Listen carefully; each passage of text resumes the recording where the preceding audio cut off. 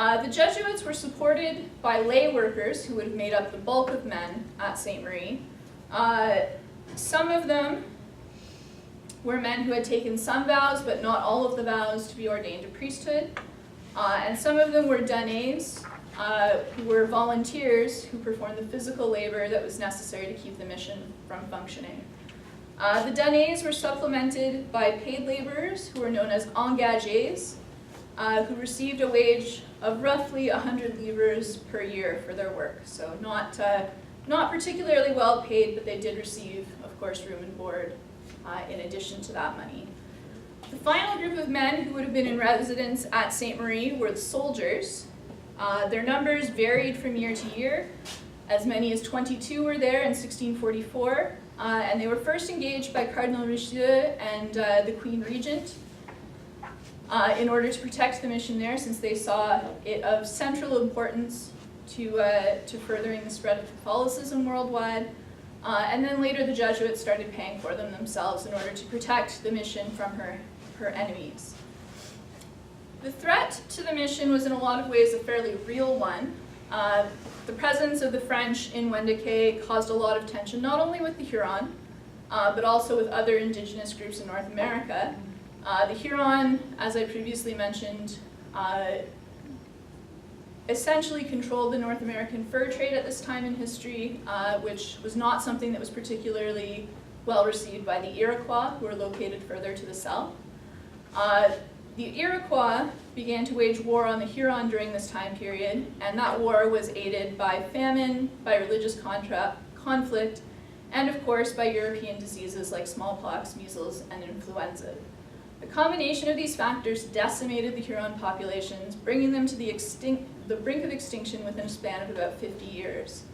The French, as the allies of the Huron in trade, were perceived as part of the threat to the Iroquoian economic superiority, and the Jesuits who lived in the Huron villages could expect to be taken hostage or even killed if the village they were in at the time was attacked.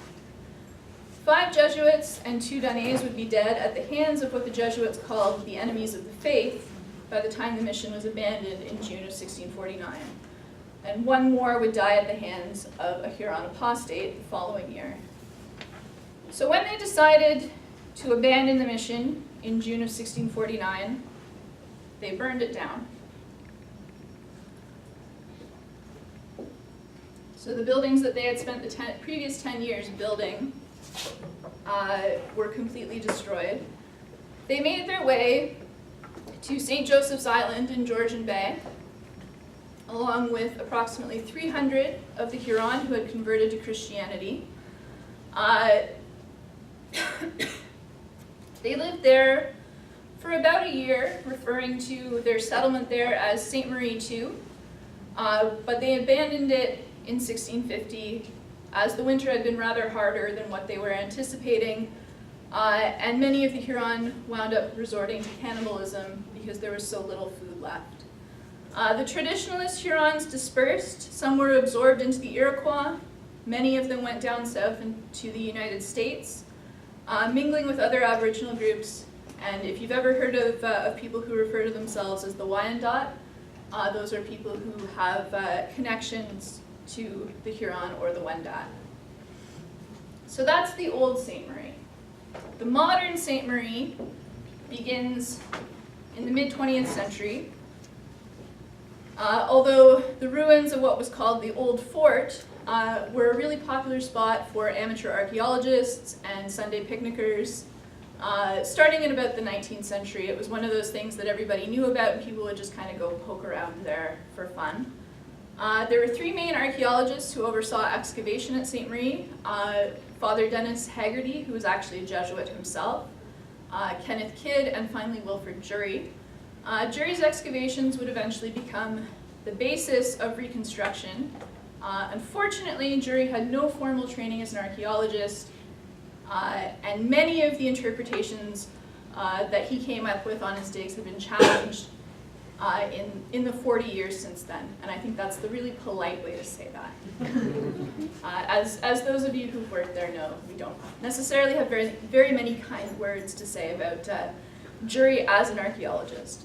But whatever you want to say about him as an archaeologist, and I probably have, the one thing that Jury had that nobody else had was the ability to get people interested in this as a site. He was really good at selling the idea of Ste. Marie as a thing that people would be interested in, and I very much doubt that they would have been able to find the money to build the reconstruction if he hadn't been such a strong advocate for it. So the reconstruction began in 1964. It continued through to 1968. The site actually opened in 1967, despite the fact that it was unfinished.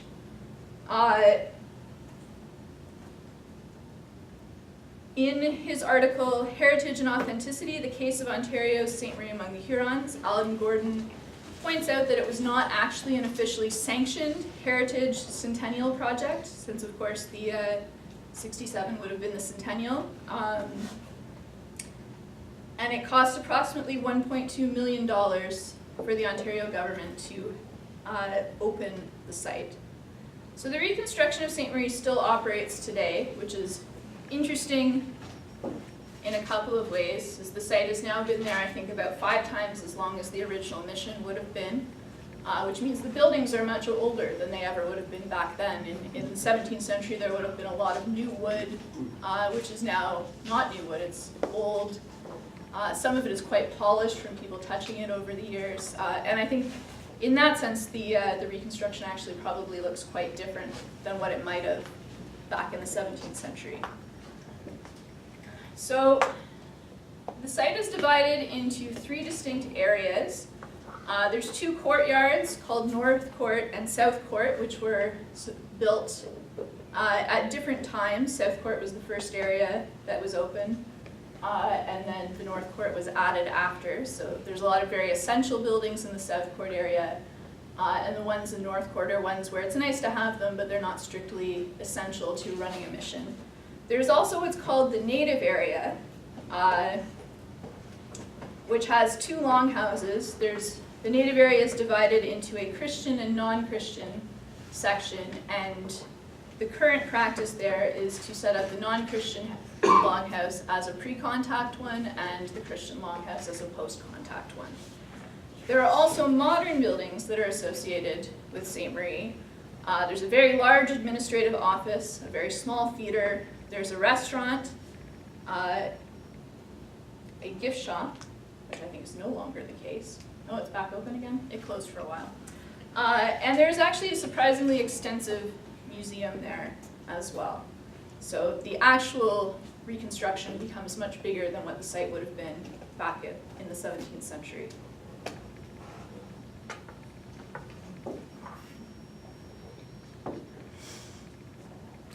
The site is open to the public from April through to mid-October, and it's open for book tours only in January and except in January and December, including sometimes overnight programs that are designed to impart a true sense of the lifestyle to people in grade 6.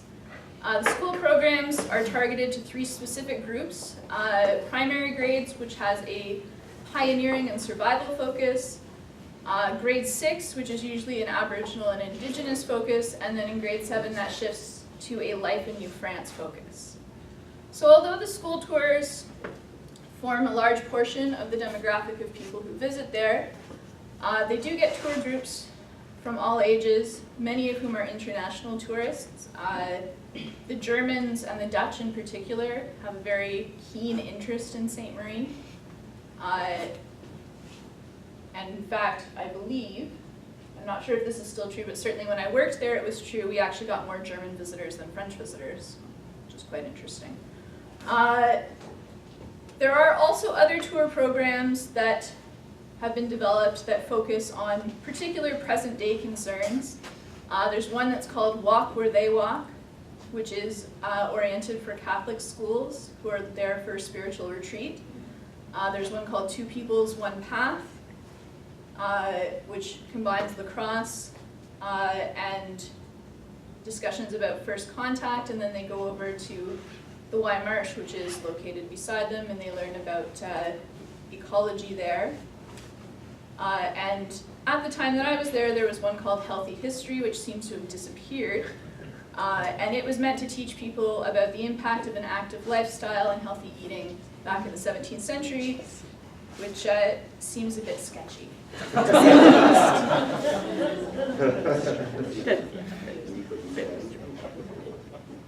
So I'm guessing that one has disappeared from the books because it probably wasn't terribly successful.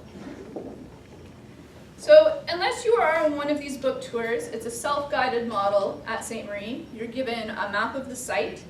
There are brief explanations on the map that correspond with the very historically accurate numbers they've put onto the buildings. There's the little slideshow at the beginning that gives a brief context of what to expect. And then people are encouraged to explore the site at their own pace and to seek out the people in costumes if they have questions or want to know more than what's printed on the map. And I should also point out here that since I wrote this, they've also started introducing those audio wands, so now you don't actually have to interact with the person if you don't want to. But at the time that I wrote this, that was something that had not happened yet. The staff are positioned in most of the buildings out on the site, along with a few who are outdoors or in courtyard positions, and the positions rotate from day to day, so you are not always doing the same thing. The emphasis is on active rather than passive learning. Most of the buildings are really oriented towards a hands-on kind of presentation, and the interpreters are encouraged to engage in animation projects from chopping wood to knitting to cooking to blacksmithing. These types of projects are seen by some as a bridge to interacting with visitors. One person told me that even if someone can't speak or understand English, they can still watch me make a nail. So having been given access to the resource room and the archives by the curator, I was able to pull out several different manuals that would be given to the interpretive staff. And this spanned only about 20 years. I would have thought that they would have had all of the interpretive manuals dating back to the 60s, but apparently they did not. So I think the earliest one that I looked at was from 1983. But even within that 20 years, there was still a pretty considerable change, not necessarily so much in the information, but how people were encouraged to convey that information to the visitors to the site. And to me, I thought that it was particularly fascinating to see the way that the information is conveyed reflects so very much the things that we're concerned about as a country. So the bulk of the historical information is condensed into a 400-page manual that you're given at the start of the season.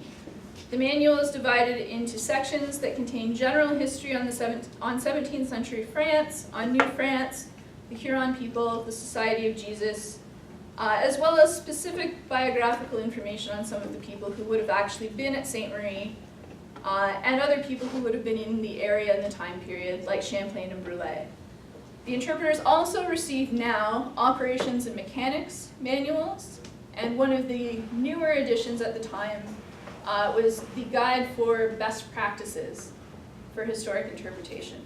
So despite this wealth of written material, the bulk of the orientation to the site generally comes from the people that you work with by watching them interpret the site and seeing how they interact with visitors and other people.